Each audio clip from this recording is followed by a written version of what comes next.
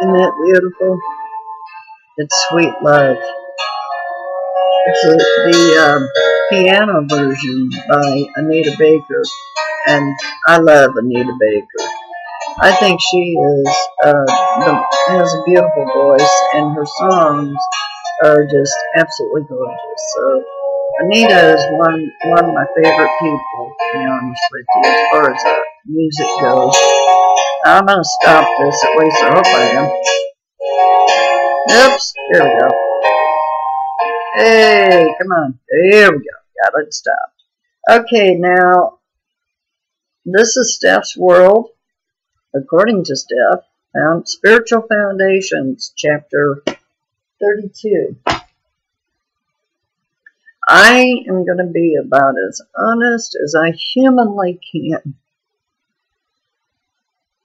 I've been down in the dumps since the cruise, really.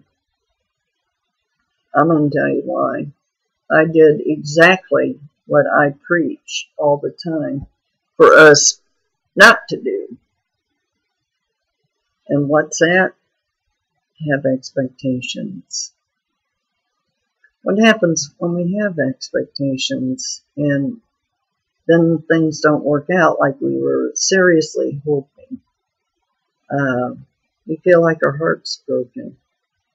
We feel like our spirit is broken. Well, in a way, that's how I have felt. I didn't realize how much expectations I seriously had on this cruise thing. Why did I take a cruise? And let me tell you something. If you see me right now, you'd probably be thinking, oh, this woman ain't disabled. Oh, yes, I am. I am so disabled. I am not supposed to be doing any of the stuff that I do. My doctor called me yesterday. I have no idea why. But the first time he called, I didn't answer the phone because I felt like I was in a state of depression. And I turned everything off. I turned my phone off, all my phones, everything. But he came through and he kept calling me until I finally picked it up. And I was crying, just bawling, crying my eyes out. And he was in shock because he has hardly ever seen me or heard me be that upset. Hardly ever.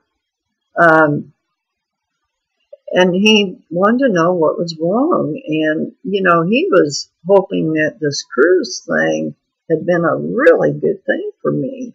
And, people don't realize how much work it takes for a person who can barely walk. And I mean it. They can barely walk. It's hard to admit. It's hard to realize, but it's true. But on the cruise, I just boogied as much as I could with my dear daughter. And before the cruise, about 2 months, we'd planned it.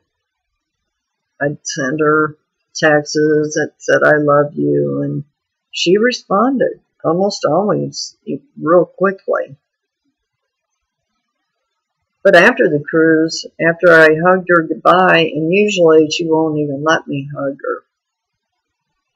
Now, I don't know what's happened or where that all came from, but it's been that way for years and years and years and years. Years. I made amends for the stuff I did many, many years ago, and believe me, I did some pretty nasty stuff. I was an addict, a real addict, and I was a alcoholic, serious alcoholic. Why am I so disabled? Partially because of that. If you think drinking a lot of alcohol isn't going to tear your body up, guess again. Guess again. I'm proof of that. But it's not all that either. Some of it is hereditary. That I can tell you. Now that's the good part. Bad part, good part. Okay, I didn't destroy myself completely. I just helped it along a little better. I've been clean and sober, shall we say, for almost a full 19 years. Next month it'll be 19 years. That's a long time for us because a lot of alcoholics don't make it that long, or drug addicts. Usually they die. In fact, I got a lot of friends that are dead right now. But let me get back to what I was talking about. We have some rules in Alcoholics Anonymous that I'm not going to tell you all those rules because I'm not allowed to. But I will share one thing that I learned, not from AA, from my father. When I was 17 years old, my dad told me some amazing things. Super wisdom. And at the time, I blew it off. I thought, yeah, right. What do you know? I was 17. I thought I knew everything. Oh, man.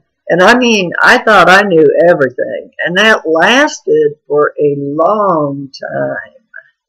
A long time.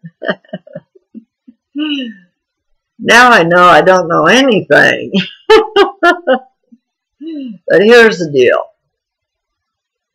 I did this cruise for me and my daughter. And the funny part was my sister was the one that had the whole idea for it in the beginning. It was her idea. I'm not going to talk about my sister right now, but I do want you to know that she's in a heap of trouble. And I do mean trouble. I love her with all my heart and soul. You know, I played body and soul in the beginning because it's on my mind. I can't get the rhythm out of my head at all. I play it in my car. I've got it on my computer. I can't get rid of it. Body and soul. Well, for me, it's heart and soul. And right now, I got a lot going on in my little tiny head here. I got a son that passed away. It'll be 2 years in about 2 weeks. 2 years. And, you know, you never, as a parent, I don't think you ever get over it. Not really. Not ever. I don't dream about my son ever. Not ever. I've never had a dream about Matt. Not ever. But I have had some experiences with my son. And I'm not going to get into that because I know some of you out there would say, oh, yeah, right. And we'll talk about that again some other day. Anyway, the point is that my daughter is about all I got left as far as kids go. And I've always loved her just as much as I love my son. But something terrible happened. When she was a teenager, I think I was gone too long. I mean, too many times I had a job. I was a programmer, a computer programmer. And being a computer programmer, I took a job that paid really good. Probably the best paying job I ever had in my life. And, I mean, back then it was. And if I'd stayed with them, I'm sure it would have really progressed even so much better. And going on in my life, my progression in the world of computer programming and money did get better. Much, much better. But that's the way of the world. This is what we got right now. Computers. We saw it.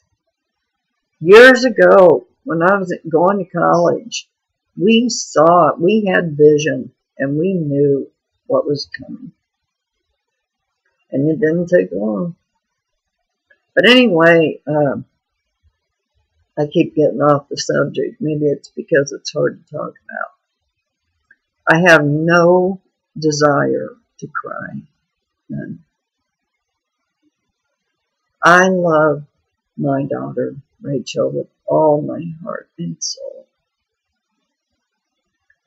When she was a baby, she almost died. Twice. Not once. Twice. She did go into code blue at the hospital. Her father and I were sitting in the admitting office, and she went blue, and that was it. Boy, they called out code blue, and they took her out of our arms. She was about 15 months old. Took her out of our arms immediately, and it took 45 minutes before we were able to see our baby girl. I think when all those things happened with her, I became highly protective of my daughter. Even though she didn't understand some of the ways that I was treating her, it was too protective. I overdid it. Like I overdid a lot of things. And I overdid this. But something terrible happened during her teenage years, and I wasn't there for her when those terrible things happened. She didn't feel like she could come to me. Oops. I don't want to cry.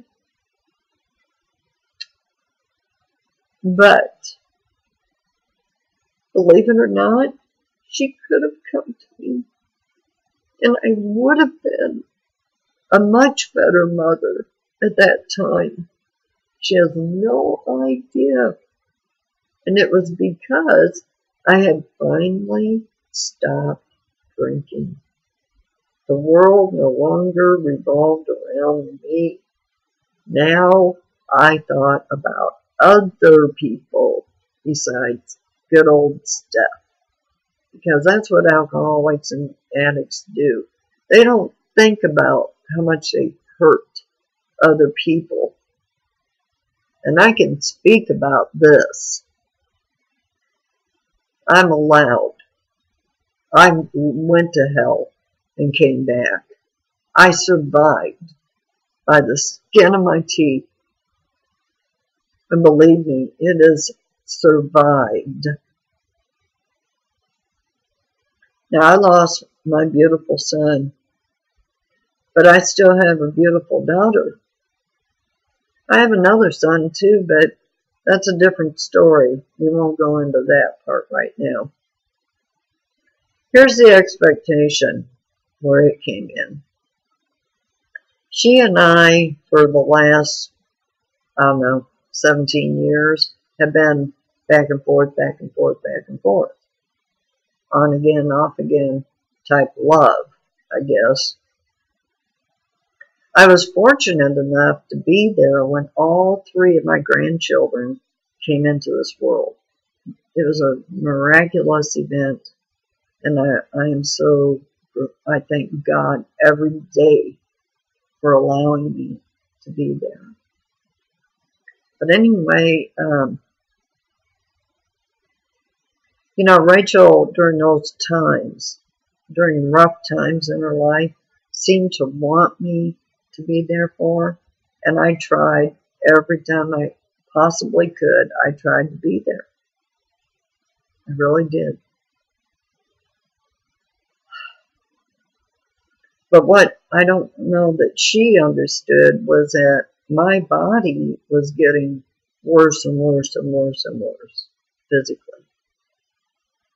And then boom, I had brain aneurysm. And that was really bad. Okay? It wasn't a teeny tiny brain aneurysm. It was a big, huge brain aneurysm. And that's what the doctors didn't even know until they got in there. And then they found out just how really bad it was. It's a miracle that I sit here. But the problem is that, for 2 months prior to our trip, I was texting her, she was texting me, and things seemed to be good. Finally. Finally. And I thought, oh, thank you, God, thank you. I got my daughter back. She tells me she loves me. Thank you, oh Lord. Well, I hugged her goodbye. We had a little talk before she left. I didn't say everything I really wanted to say, but I put a video on that it kind of talks about that, I think. Maybe it doesn't, but I got another video I'm probably going to put on by Anita Baker that does. There are times when we're not supposed to reveal everything that we may want to say. It's called restraint of tongue and pen. I've talked about that before. Anyway, I did restraint of tongue and pen with her. I only said loving things. At least I thought they were. When she finally got back, she let my granddaughters talk to me, and it was wonderful. And I still felt like, wow, this is great. The trip turned out good. I managed to get through it. We only had 2 really bad times where I got angry at her and she got angry at me. And hey, isn't that normal? We only had 2 on this when we were together literally for 7 days. So I think that's pretty darn good myself. But I'm sorry they happened. But there are reasons why they happened. And I'm going to kind of talk about some of that. About being good to yourself. About being good to you. About knowing that you deserve love. I deserve it. Well, the other day, a few days ago, I tried to get a hold of her and I couldn't get a hold of her. And some of it was about the pictures that were taken. I gave her a camcorder. Now, it was my camcorder, but I gave it to her because I figured it would be much better for her because my granddaughters are so involved in things. And I thought, oh, how wonderful. She'll be able to get the best video of my granddaughters, you know. Really cool video, and I think it worked really good. And I say I think because here's the problem. I haven't even seen it. I have seen none of the pictures. I have seen none of the video, nothing. So I joined Facebook. Yep, I joined it. I gave in. Something I said I would never do again, but I did. I have my reasons, and I'm not going to get into it right now. Well, when I couldn't get a hold of my daughter, I was getting frantic. I really was. Because generally, it seems like she doesn't go without her cell phone. And that's how she gets her emails. And it just doesn't seem like she's away from it for very long. And I always used to get responses from her very quickly. Well, this day, it was like the whole day went by and nothing. And I was kidding around with her about my hearing because she kept saying, you can't hear anymore, which may be true. I went to a lot of rock concerts. I was a wild thing, believe me. When the book gets done, I encourage you to read it. You'll love it. I'm sure you'll be able to relate to some of it too. But anyway, when she did call me, it was terrible. I didn't know what to say. I mean, I absolutely was speechless. I felt like I'd done the most horrible thing in the world trying to get a hold of her. worried that something had happened to her because it was highly unusual for her not to respond.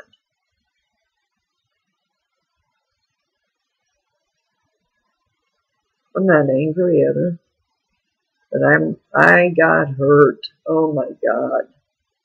I was hurt. And I cried like a baby. I started walking, shall we say. I figured if I could go through that cruise, I can go out and walk every other day, just around the block. That's all it is. I cane it. Me and my whatever. It's pretty warm down here, so I'm going to be caning it in a tank top pretty soon. But anyway, tore me up. Had those expectations. I didn't want to talk to anybody. Didn't want to hear from anybody. Didn't give a shit. And that's a word that was going through my mind about anything or anybody. I went in my own world, which is not a good place for me to go to. Well, when the doc called me yesterday, and he could hear me crying, and I just was bawling like a baby. And he said, Steph, and he has a Scottish accent too. It's real cute to listen to him. And he calls me Steph, like everybody else.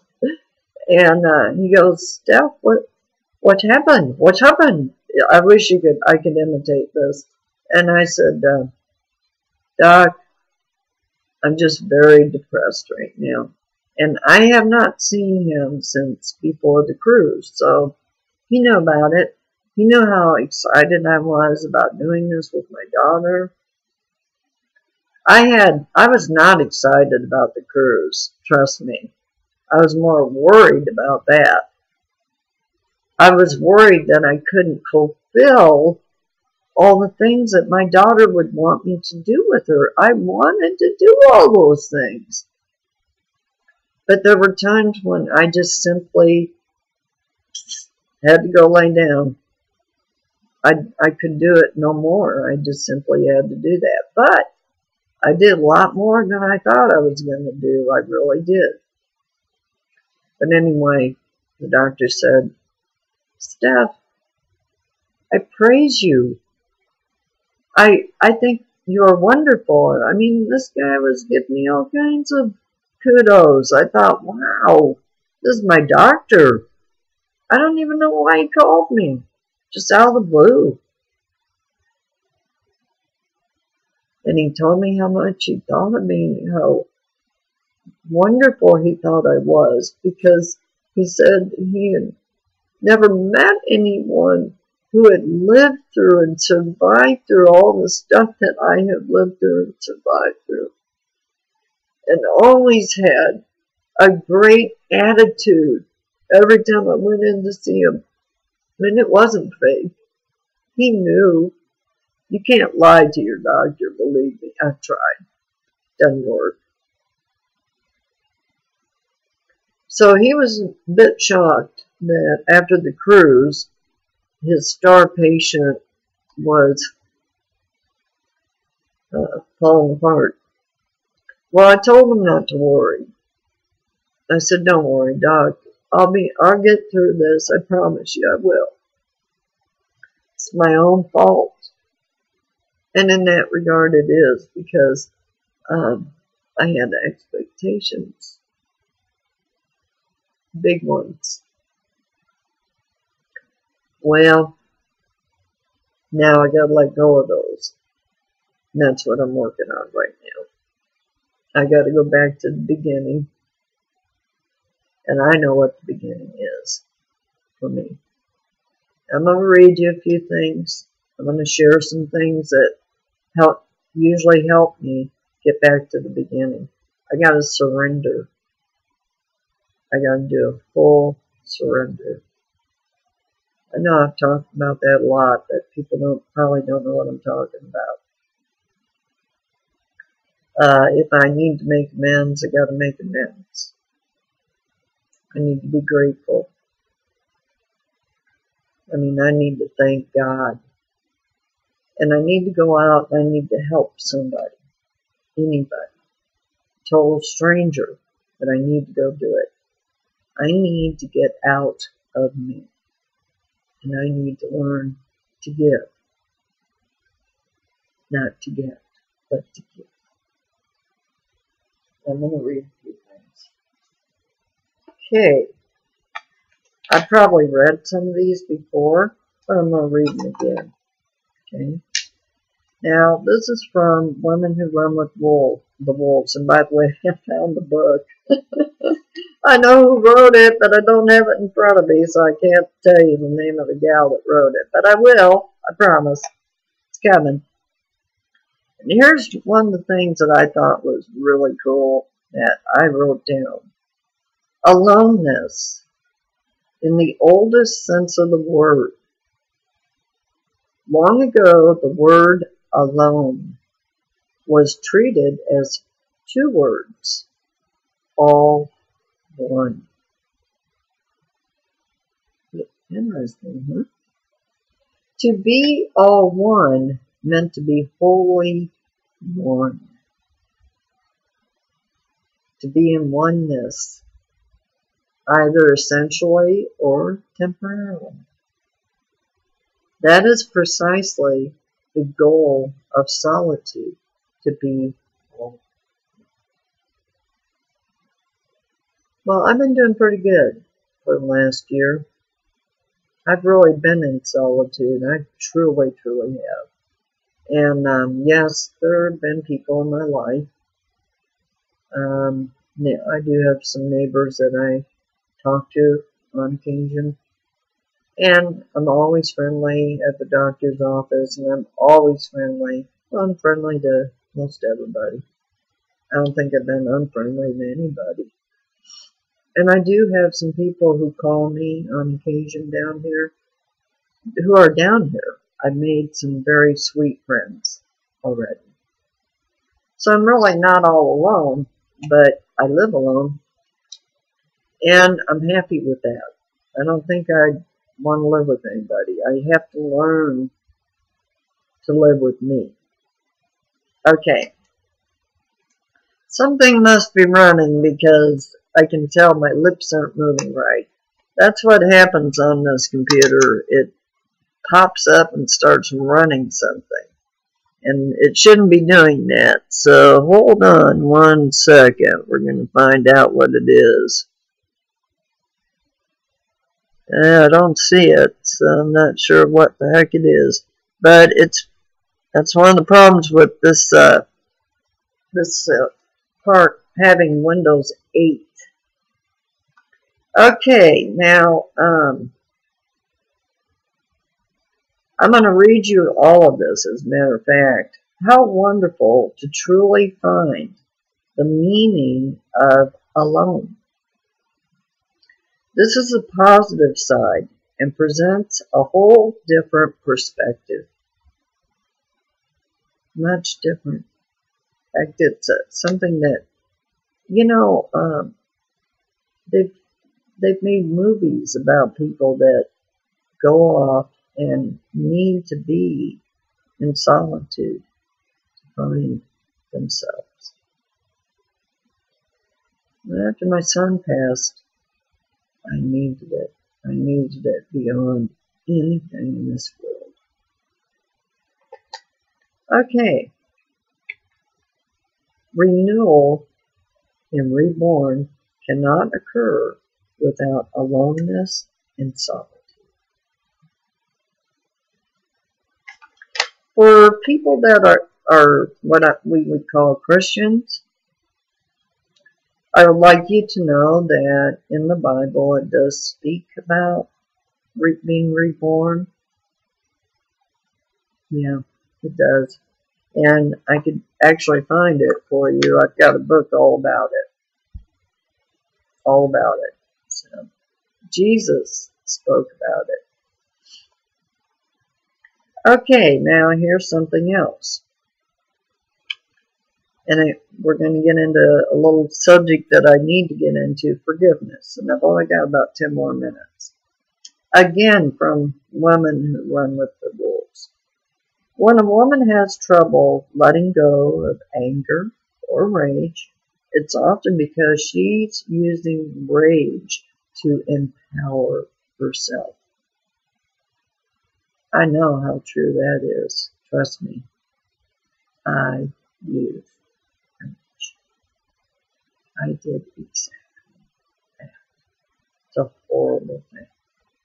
Horrible. Let's see. Now, the important part of forgiveness is to begin and to continue.